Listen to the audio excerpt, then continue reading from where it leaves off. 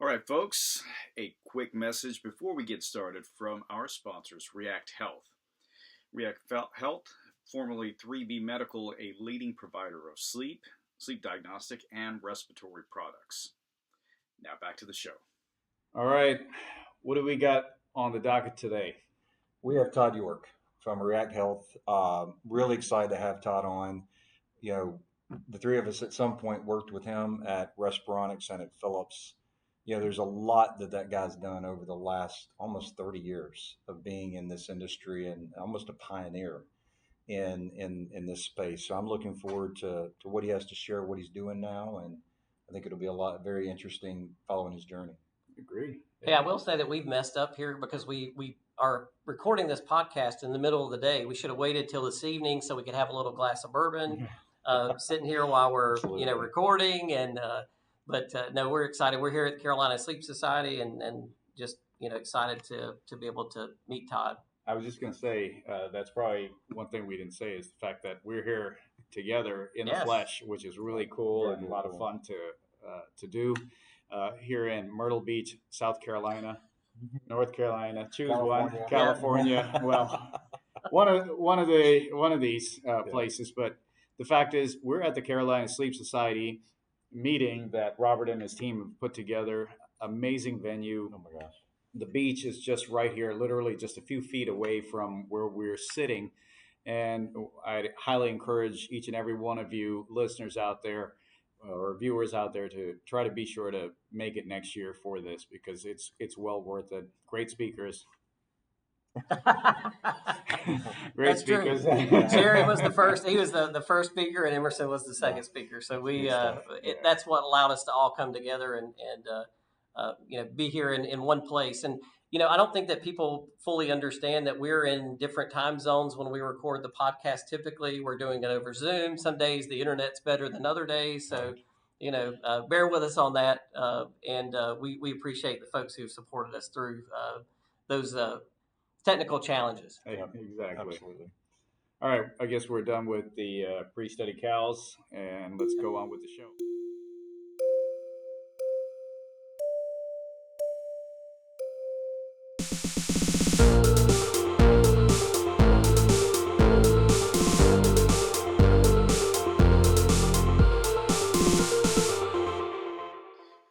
Okay, just a few seconds for a word from our friends and sponsors, React Health, formerly 3B Medical, a leading provider of sleep diagnostic, and respiratory products.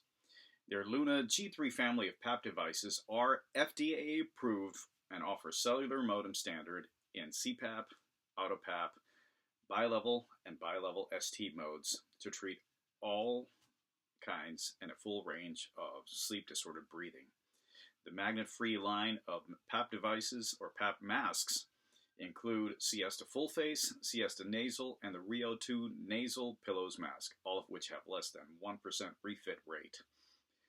And for more information, go to reacthealth.com or contact your local React sales representative.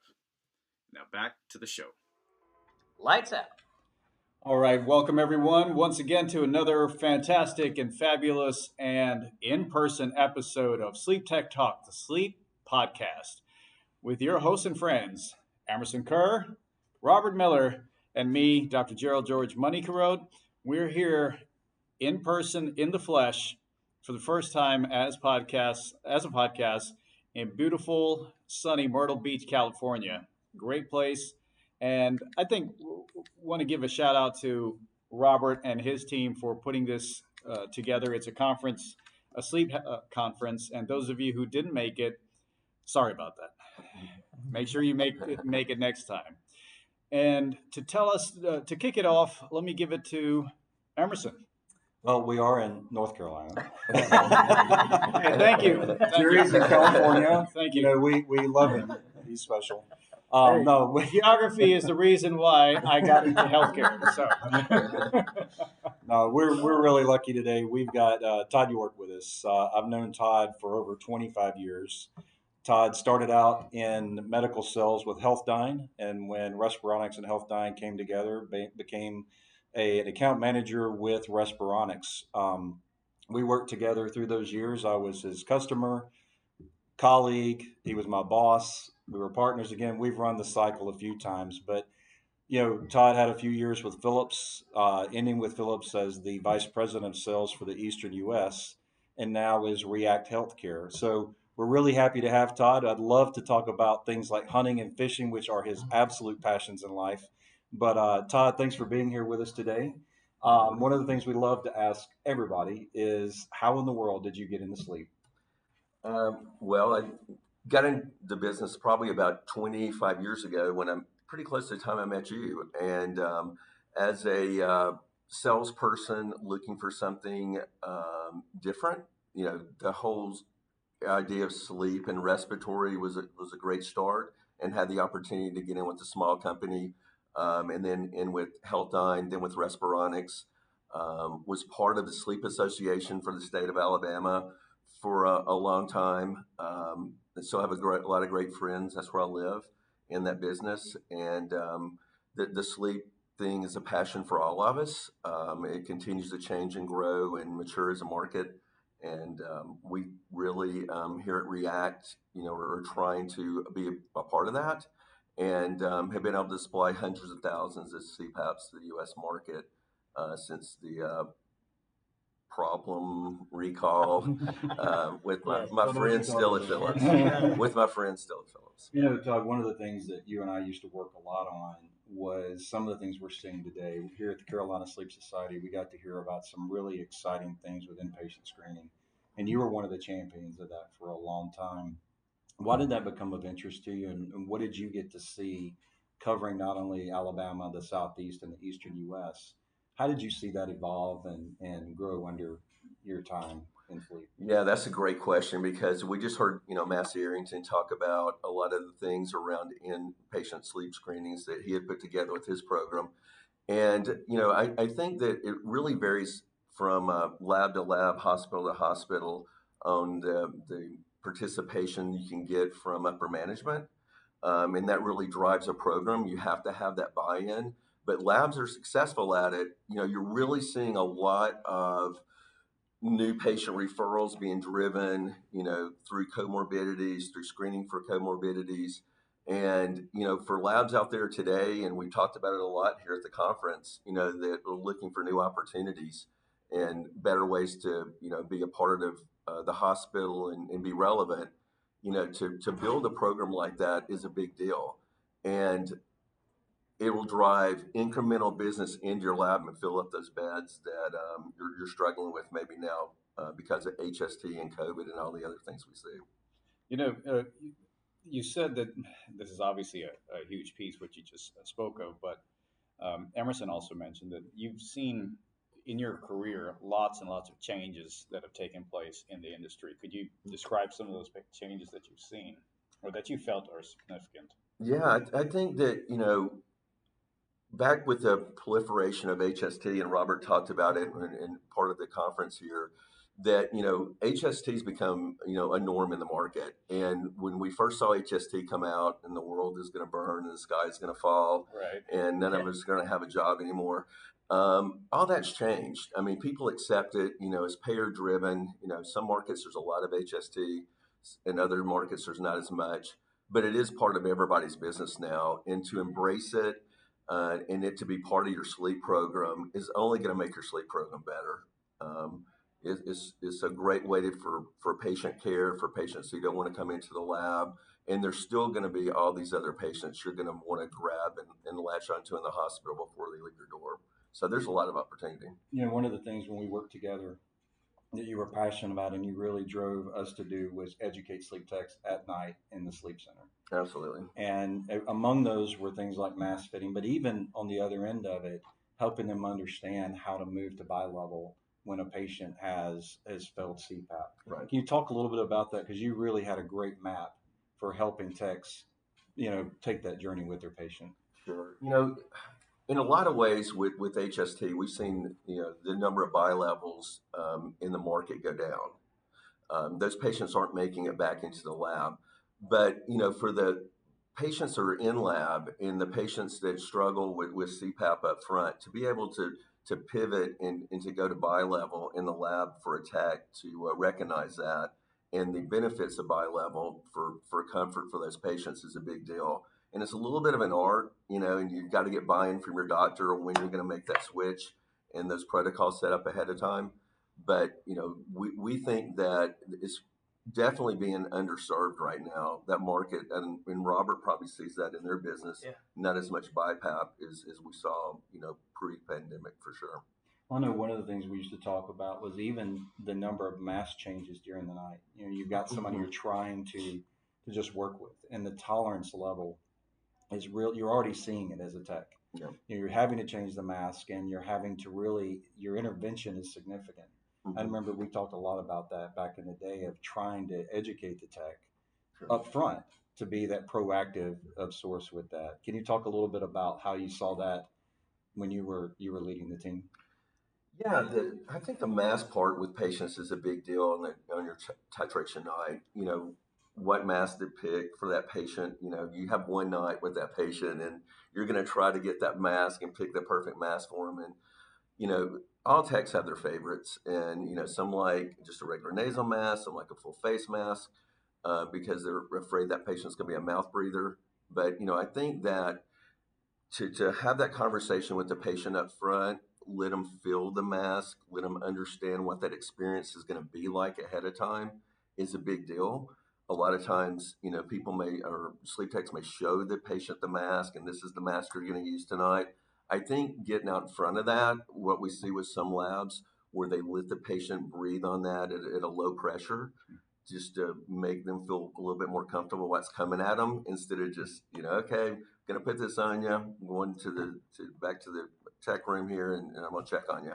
So we see mask really is a big part of that patient journey, and getting that buy-in from a sleep tech on the front end really helps the DMEs on the back end with the mask part. I don't know if you agree with that. Yeah, no, I definitely do.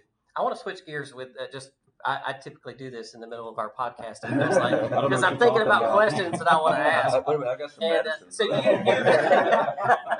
you have been a part of a world-class sales organization, but you are now building a world-class sales organization. I mean, I would go into it with sort of a maybe fatigue, I guess, but I get the sense that you're pretty excited about what you're building these days. Yeah, absolutely. React Health is a large company now that went from a very small company. We bought 3B Medical, which some people may recognize the name, out of Florida, based out of Winter Haven. They did CPAP, BiPAP ST, and mask to a really small group of DMEs in the country and some in Puerto Rico. And we've taken that small company and building the infrastructure and building out this, what we want good to look like kind of company, leaning on our experience. We have some very experienced people coming from the DME world. Our president, Clint Geffert, came from BGM. Tom Ponzi was a vice president at Philips. I was a vice president at Philips. And we're building out, the infrastructure to be a significant sleep player and respiratory player in the market. We bought a ventilator company called Ventec. We bought the algorithms and the sleep piece of Devilibus out there, so that over time we have the ability to participate in the U.S. market with a CPAP, BiPAP, and new platform there, especially around the VAs where you have to be U.S. made. And it's moving really fast. And, I guess our challenge is just like all the other people out there, whether it's Apria or anybody else that, or Adapt or, what you're doing is finding good people. And good people are hard to find when you're trying to build out a company right now in the market we're in. And, but we're looking for, only the best. I think the interesting thing too is you have the ability to make the sales process really be what you want it to be. Yes, versus it be driven from the top down. I'm sure that Tom and Clint have but they know some of the things that have not worked before, right? And what can help to be successful, I guess, going forward. So I'm excited for you guys. I think that it's a great opportunity. I told you before we even started that I feel like you're building something special. Yeah, we're excited. We're absolutely excited about it. Every day is an adventure, and every day is fun because you're building a new process and you get to put your fingerprints on it. And we have to, make sure that we're real intentional because we do have a small team still, and the things that we do to grow the business is 1% at a time. And just like Emerson brought up in his presentation here, if we can get just 1% better every day or every month, then we get to where we want to be doing this. One of the things I was going to ask you, sorry, Jerry, is in talking to you about the evolution of React just in these last several months, what are some things that the medical community has learned about React or is learning about they didn't know before? Well, I think that the challenge we have is just name recognition. If you walk into a meeting, even a meeting like this, when you have all these great sleep labs and significant sleep players here, most of them walk up to you and say, I don't know who React is. And, that's a challenging thing for us as brand. People know 3B a little bit and just getting out there. But the sleep doctors we get in front of and the sleep professionals, we're winning 90% of those conversations, telling our story that, we're bringing CPAPs, BiPAPs, and respiratory products to the market, and we're here to help and we're here to stay, not just a gap with the recall piece. So one of the things that I think the public thinks is, particularly the clinicians think, is you can't do adherence. That your CPAPs don't allow them to see how the patient is doing, and that's something that's changed with your products. Absolutely. So what does that look like now? So we have a cloud-based software, and a lot of times when you're integrating in the large health systems, the ITP security piece is a big deal. Oh yeah. So we've had challenges there. We've won most of those battles once we get in and do the IT security risk part, and just getting the sleep professionals familiar with our software. Because over here they're using Care Orchestrator, over here they're using AirView, and now there's a new one with our ICO Connect software that it is simple to use. It's just change. People talked about change all during this conference and reinventing yourself as a lab or a sleep professional, and I think that change is a big deal, and we have a great product to offer. Could you tell us a little bit about the products that are out there, a little bit more about what you guys have? Sure. So, all of our products are FDA approved, which is a big deal. So when we're going in and talking to, sleep professionals, we have FDA products now that meet exactly what they want. They're not giving up anything that we give up, using a Philips unit or a ResMed unit. They all have cellular modems, which makes the world spin better. For the DMEs, the big deal with that is that, they get that compliance data to be able to bill and catch patients on the front end, before they get some preconceived idea that they don't want their device.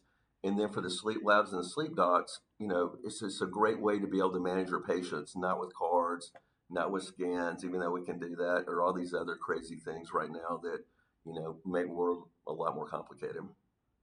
One of the things I can say that it definitely my experience has been working with you guys over the last year has been this sort of Herculean effort that has had to happen. You've dealt with supply chain issues. You've dealt with moving from one platform to another platform, sometimes modems, sometimes not modems. Right. And all of that really, even a big part of that out of your control because the devices are coming from another country. So, right. I mean, logistics and software development and adding new personnel. I mean, it's pretty amazing. I mean, if you think about how quickly you guys have had to scale. Yes. Yeah.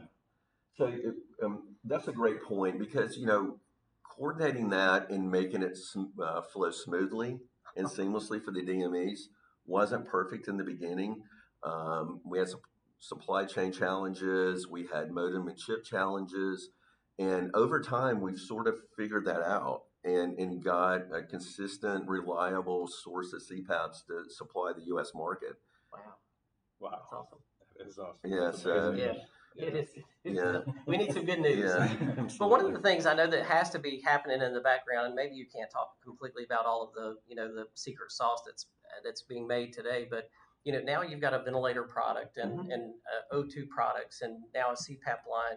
In the world of connected care, I have to believe that iCode Connect becomes a part of a bigger digital platform at some point for you guys. Yeah, I think if you look at the vision of our company when we started, it was to have this whole end-to-end solution for patients and connecting that hospital to home, what we hear probably overused a lot.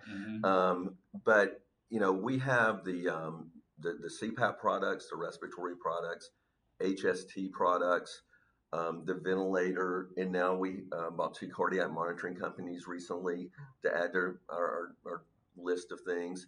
So we can pretty much start to build this ecosystem onto one platform over time that will manage any patient inside of one software.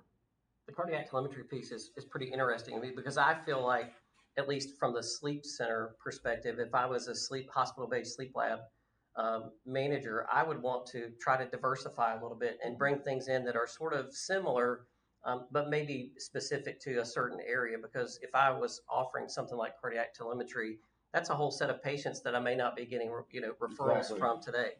EEG. So that way I'm bringing patients, maybe I have a pulmonologist who's my sleep doctor, but now I've got this neurology practice that could send patients to me through our EEG channel. So just diversifying in order to touch, I guess, larger patient populations. Right. Todd, so we're running out of time. Sure. And, yes, I'm Buzzkill Man. The beach is out there, so we understand what I you're do have saying. one thing before you wrap this up, Jerry. All right. I am actually wearing the first SleepTech Talk merch, I guess. So I'm a model, and we've actually had several people here at the Carolina Sleep Society Conference that have mentioned that they would like to, see about getting some shirts and that sort of thing of our podcast. So stay tuned. We'll work on trying to develop a store and make it available for you to be able to get products for SleepTech Talk.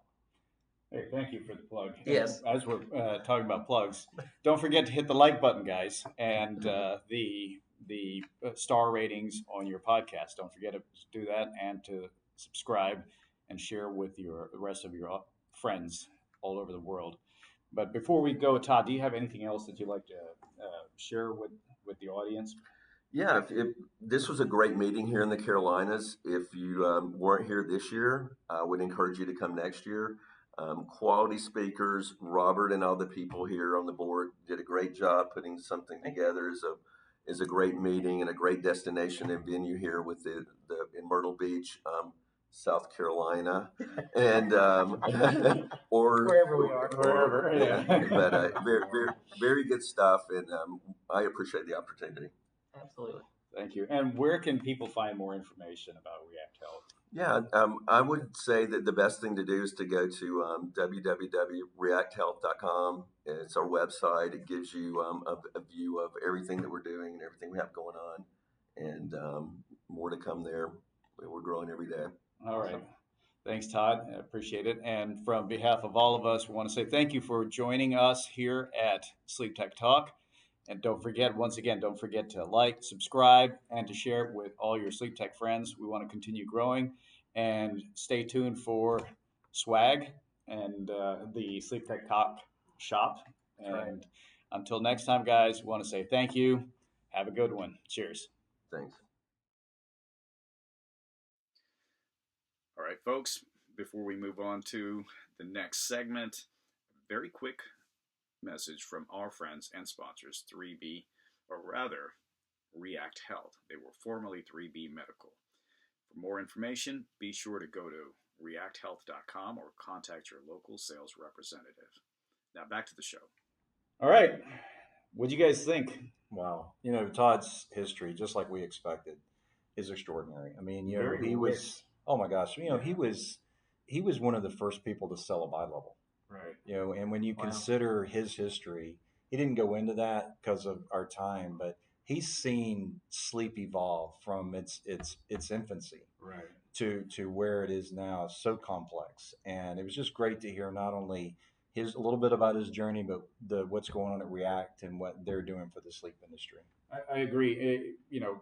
One of the changes that he had seen, which he touched on very briefly, was the influx or the onset of home sleep testing, which I thought he brought a great point about the fact that, hey, it was a huge change. The sky is falling. We're all going to lose our jobs. I remember when it started coming in, like, what's going to happen to the industry? But the fact is what he said is that we've learned to adapt. We've learned to accept the change and continue to move forward.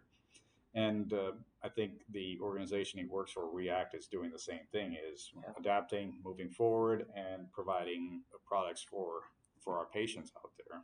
You know, the one thing I think about Tod is when I think about his career is success. Yeah. He's been successful in just about any role that he's been in. I know he'll be successful in his role with React as well. But I was also a little bit jealous because I was never on his team. But at the end of the year at the sales meeting, like his entire team every year would go up on the stage and you know, during the sales awards. And I would have to just sit there going, what are they doing that I'm not doing? So he's definitely been a successful guy, and we appreciate him sharing his story with us and even the story really of where React is today and where they're headed. I agree.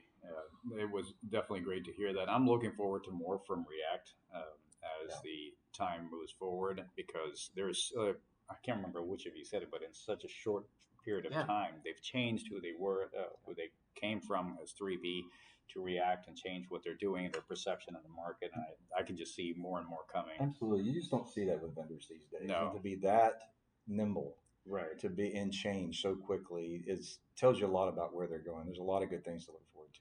You know, they've benefited as an organization, and certainly from a sales perspective, but really the people who've benefited over the last year have been patients, because, you know, there has been a shortage of CPAP devices. Exactly. And they were one of the very few companies that was available to even, you know, produce and bring units into the U.S. and sort of help to at least get patients on CPAP therapy who were sometimes waiting months. Right. So, you know, that impact is something that I hope that, I guess, the industry will remember as, you know, things hopefully start to normalize at some point with more devices available and that sort of thing. Sorry, go ahead. No, I think, and the other part of that is that our audience didn't get to hear is questions he was asking us about how React could be more involved with sleep techs, right? The sleep tech societies like Carolina Sleep and the AST. You know, they want to be a partner in our success as an industry, and they're really the only vendor, you know, PAP vendor thinking about that right now, and that's really extraordinary in a time that's been so uncertain. I agree with you there. I mean, he had a separate conversation with me as well. Like, how can we resurrect what's going on over in Texas? And, you know, it's kind of slowed down the activities over there, but with the Sleep Society there as well, he truly wants to be involved at the grassroots level. And I think that's a really good thing. Yeah.